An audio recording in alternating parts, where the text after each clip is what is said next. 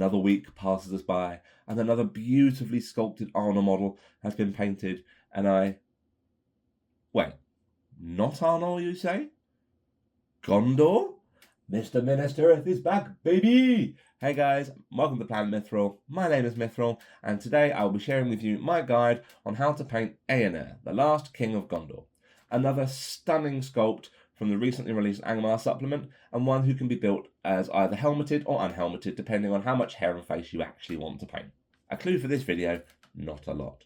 And this is a slightly more complex model on reflection, as there's actually quite a lot of different features on Earnur compared to quite a lot of the other models I paint on the channel, all of which require different techniques. You've got edge highlighting and layering for the armours, blending and soft transitions for all the cloaks and cloth on the model, and dry brushing for the furs, to name but a few. However, I will go through everything step by step for you guys to paint along with me. Now, as this is a 412 model, it is advisable to wash all the pieces in warm soapy water just to get rid of any mould release grease that's still left on the model, and then assemble your model with super glue. I'll be working my Earnur off a black undercoat, which I've applied using Citadel Chaos Black Spray. Gondor calls for aid, and Mithril will answer. Brushes ready, guys. Let's get painting.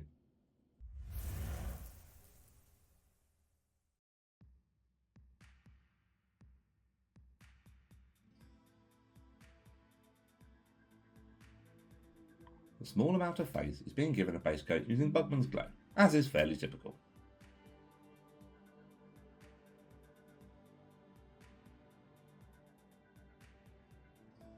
His hair and beard I'm picking out with a 1-to-1 mix of Mechanica Standard Grey and Abaddon Black.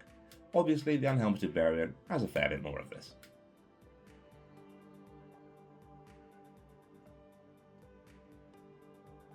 A lot of this model is metalwork, and as per usual I'll be using good old trusty lead belcher to apply a base coat to the chest plate, sword, helmet body, greaves, shoulder pads, chainmail front of the shield, and any other silver metallic features on the model, trying to avoid clumping over the larger flatter areas, as metallic paints are sadly liable to doing.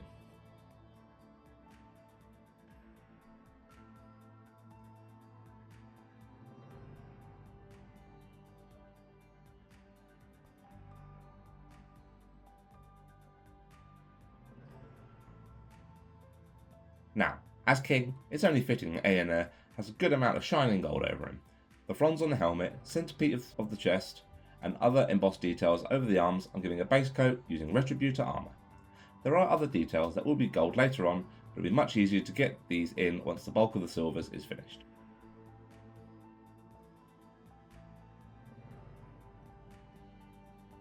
The fold, cape and front of the shield I'm giving a solid base coat with a 2-to-1 mix of Abaddon Black and Nagaroth 9. This mix is mainly so the shading has some work to do when I reach that stage.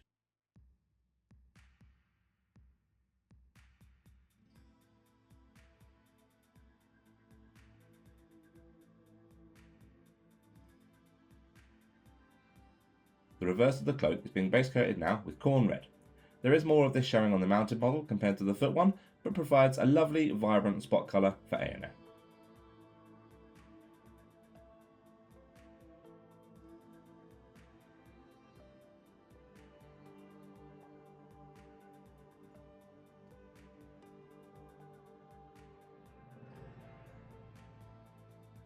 The boots and gloves I'm base coating with a 1-to-1 mix of Skaven Black Dinge and Abaddon Black.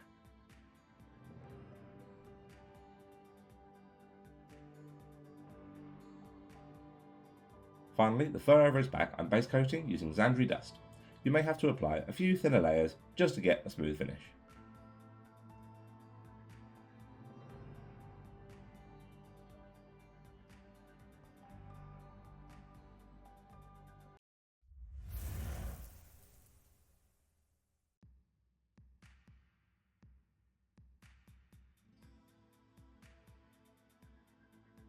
I'm using my standard flesh recipe for Earnur. As my variant is helmeted, I can get away with less interim layers just to get the overall look that I want to get.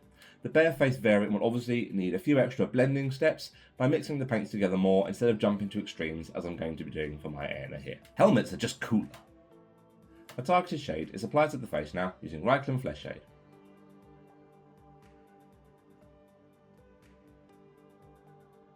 I'm jumping straight to Cadian Flesh Tone once my wash is dry, trying as best as I can to define his eyes and nose within the helm.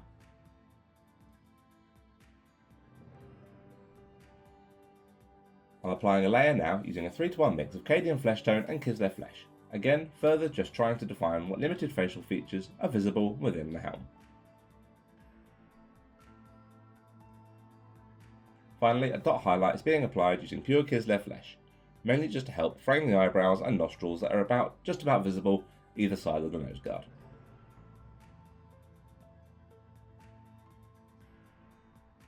If you're feeling confident enough to tackle this through the helmet, the recesses of the eyes I'm picking out with Abaddon Black. And as usual, finishing off the eyes with 2 dots of Pallid Witch flesh either side.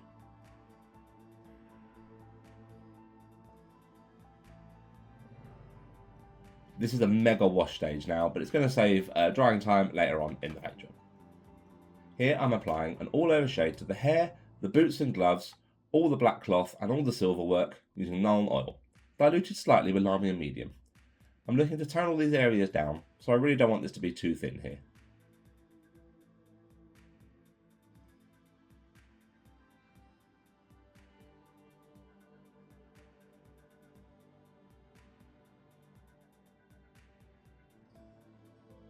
Again, as I've gone for the helmeted variant here, there isn't actually a great deal of hair and beard to paint. It's almost as if that was a deliberate choice. The hair and beard now, I'm giving a post-shade layer using pure Mechanica Standard Grey, separating out the individual hairs and creating texture over the beard and moustache.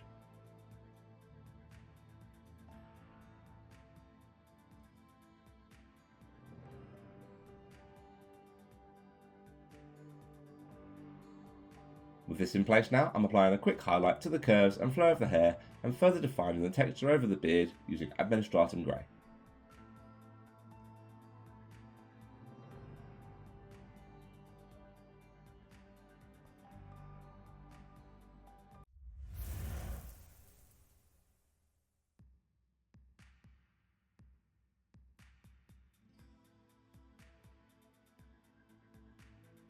Making sure the wash is thoroughly dry before I continue, I'm now working my way around all the silvers using Ironbreaker and focusing mainly on framing these areas, creating an edge and initial shine to all the metallic surfaces. Some areas will need more precision than others, namely the detailing on the shield front and edging the greaves and swordblade, as these have very harsh defined edges instead of the more rounded look to the helmet and chestplate.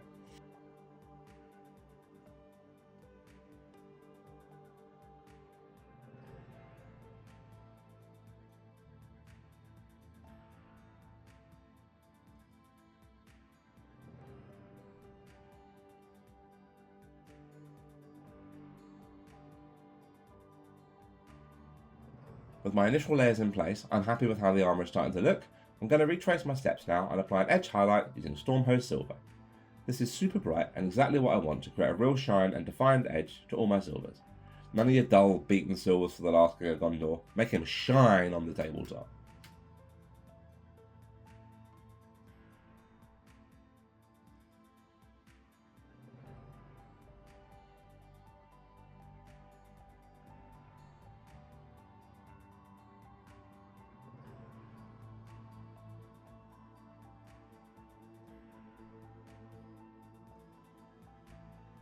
All the golds now I'm giving a shade using Agrax Earthshade, working it into all the recessed grooves, in all the embossed detailing as best I can and being super careful not to bleed out onto the finished silvers.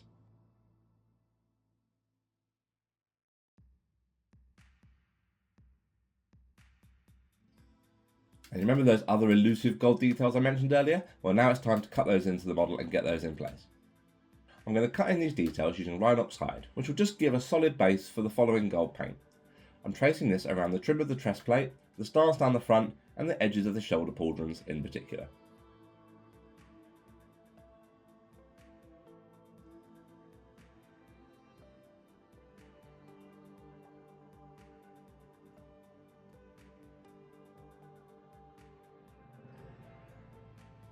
Then bringing these up to the level of the other golds by going over again using Retributor armour. The Rhinox Hide, as you can see, just helps the Retributor cover easier than painting it straight onto the silver.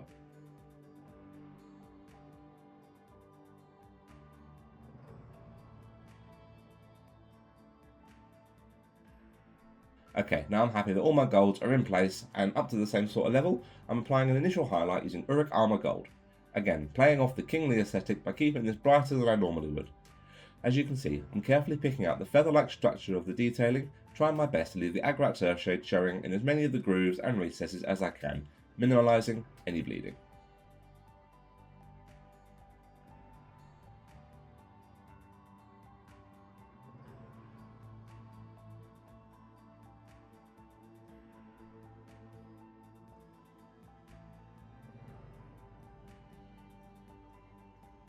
A second highlight is now being applied by adding Flayed One Flesh into the Armour Gold at a rough 1-to-1 concentration. Flayed One Flesh, you ask? Are you mad? Well, yes. But as with my Minas Tirith tutorials, I found the addition of a desaturating paint to a bright metallic really helps raise the tone a lot more naturally than a super ridiculous pure bright gold would. That, and personally, I find highlighting a pure gold doesn't really give you the highlights and definition that stand out too much, but that might just be more of a me problem. For the final Extreme Edge highlight, I'm adding in a small amount of everyone's favourite paint. That's right, you didn't ask for it, but it's here anyway. Pallid Witch Flesh. Ah, that feels better.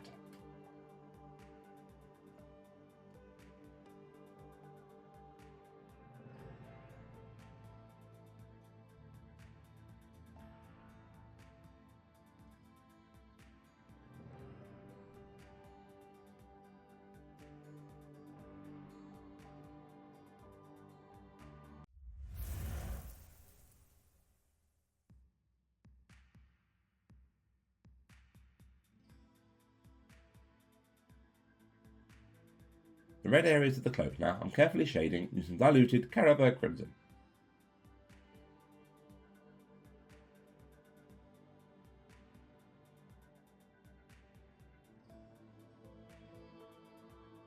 A layer is now being applied with a 1-to-1 mix of Corn Red and Evil Sun Scarlet.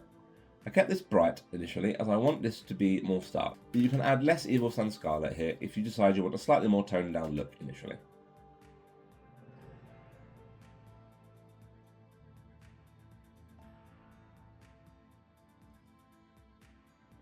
I've worked my way up to a final layer stage using pure Evil Sun Scarlet. Hopefully by now you'll have the start of a really nice blended transition from the recessed folds to the outer materials.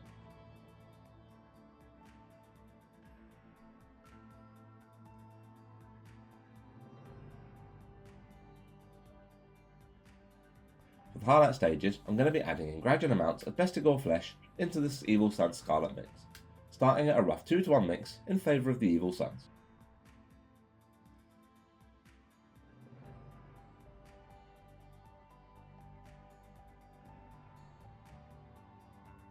And building this up to the same ratio, but in favour of the Vestigor instead.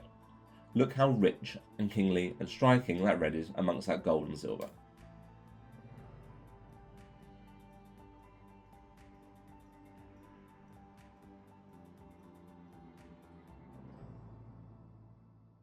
The fur is being given an all-over shade using Agrax Earthshade, working into all the recesses between all the strands.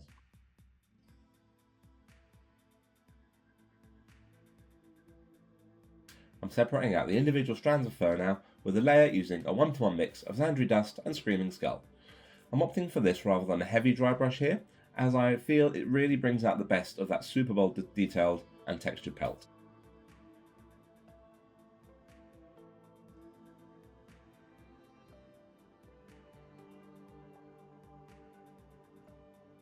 A second layer is now being applied in the same manner using pure Screaming Skull, focusing this more on the tips and ends of the fur strands just to give a bit more depth.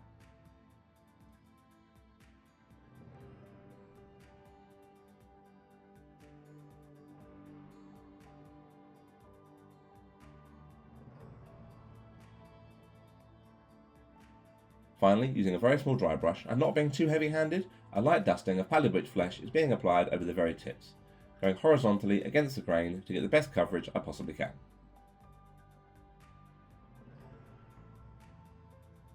I'm now just applying a very light glaze with some heavily diluted Seraphim Sepia, just to tie all the layers and highlights together.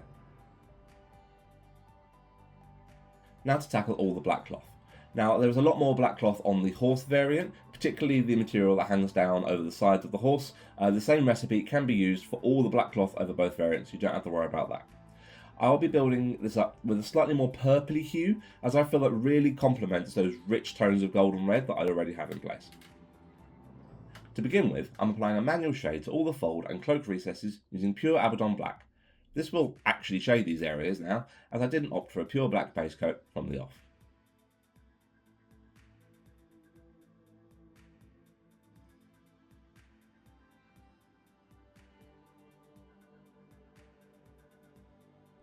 With my shade in place, I'm going to just reinforce the basic shape of all the larger folds of material by increasing the amount of Naggaroth Knight in the base coat mix.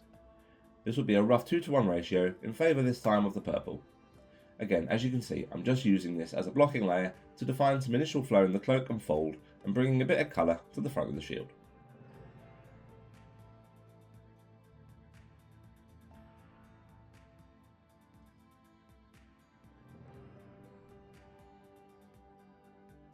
Now to start building up the highlights. I'm going to be working in very small amounts of blue horror into the previous mix for each successive stage. The more stages you add, the better the overall blend and transition from shadow to light will look. I'm starting by adding 1 part blue horror to the 4 parts Abaddon Black Naggaroth Knight mix to begin with. I'm also drawing this around the edges of the shield to further frame it here, keeping my highlights tighter and thinner.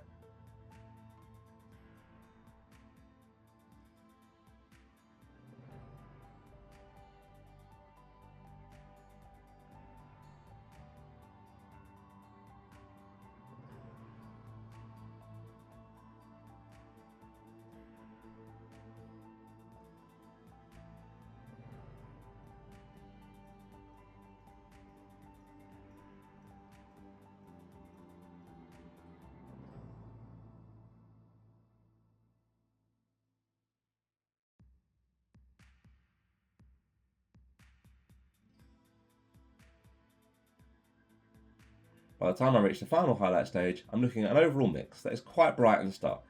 At this stage, I'm simply looking to define the upper folds and edges of all the material and folds of cloth.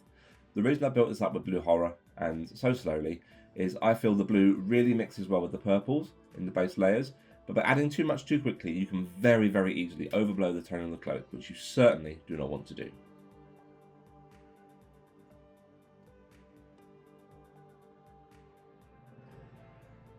There's a very delicate trim which runs around the edges of the cloak.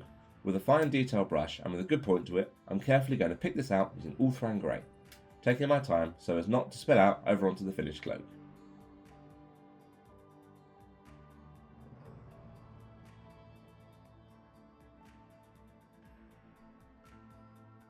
The trim on the front fold I'm equally picking out delicately, but this time using Balor Brown.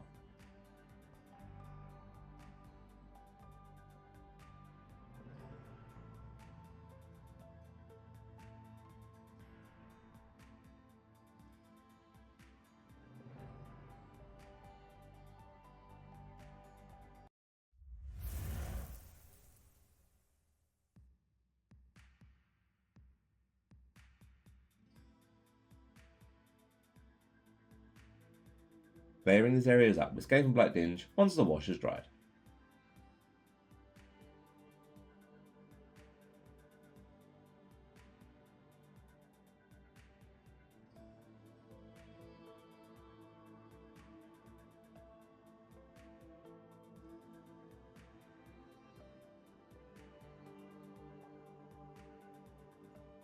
And applying a final highlight using Dawnstone, just to frame the boots and define the shape of the fingers.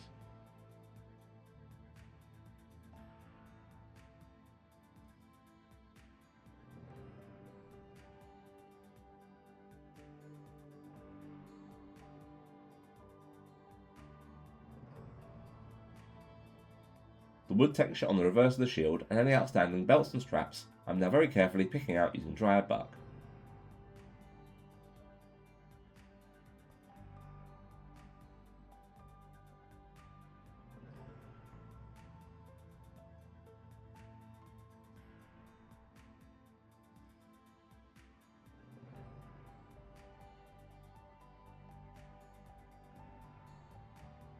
Again, giving it a targeted shade, this time however using Agrak Surf Shade.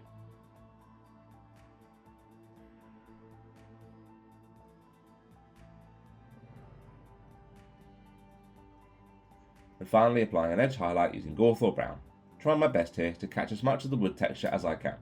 This is slightly limiting however, given the pose of the model and how close the shield is, so just get what you can.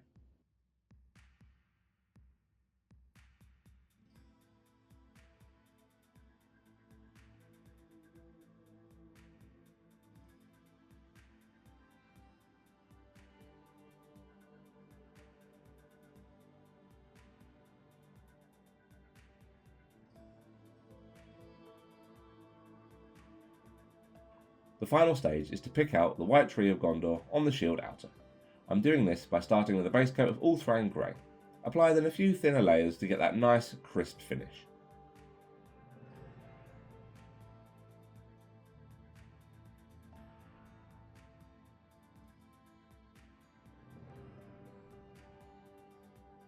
And layering over again with a few thin down coats of white scar just at the end.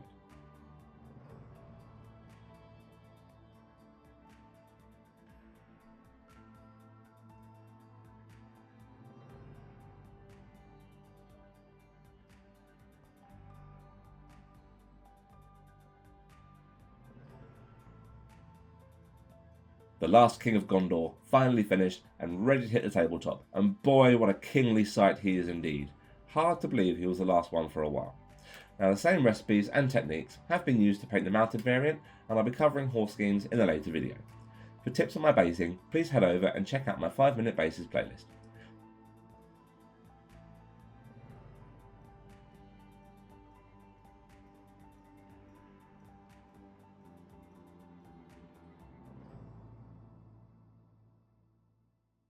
Thank you guys so much for watching. I really hope you enjoyed today's video. Please don't forget to like, comment and subscribe, and hit that bell for video notifications of when I upload.